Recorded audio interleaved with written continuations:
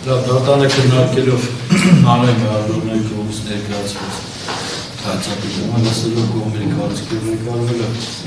է քրեական դատավարության ռեզոլյուցիայի 150 270 եւ 247 հոդվածներով որոշեց թիվ ՄԿՏ 0094 քրեական գործեր հանրային մեղադրողների կողմից մեղադրյալներ Սերժ Ազատի Սարգսյանի, Վալեր Նարմանի և Ալեքսան Ջոնիկի Ալեքսանյան նկատմամբ հարցված գույքային հայց ընդունել վարել։ Պաշտպաններ Մակինյանի և Գևորգյանի միջնորդությունը հայցը վերադարձնելու մասին մերժել։ Մեղադրյալներ Սերժ Սարգսյանի, Վալեր Գրիգորյան և Ալեքսան Ալեքսանյանի թիվ ՀԿՏ 0094-0125 քրեական գործով ճանաչել գույքային պատասխանով։ Կիրառել գույքային հայցի ապահովման միջոցներ մեղադրյալներ Սարգսյանի, Գրիգորյանի և Ալեքսանյանի սեփականություն հանդիսացող համապատասխան գումարի չափով գույք մնակելադրել։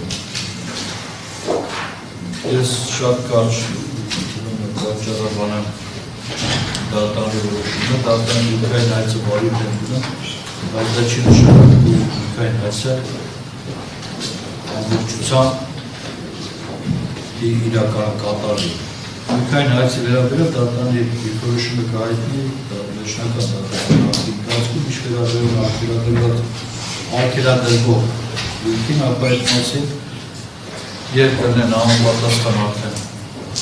տվյալներ կարող են քննարկել, եթե դրանք բոլորը մեկի սեփականության միջին ձևով սահմանափակել։ Արգելի կողմեր, մենք իշոր գույքային պատասխանով ճանաչվել են մեղադրյալները, որոնք իրենց իրավունքային և պարտականությունների ծանոթ են, նույն ծավալովը իմաստուն է հետաձգել նստավ։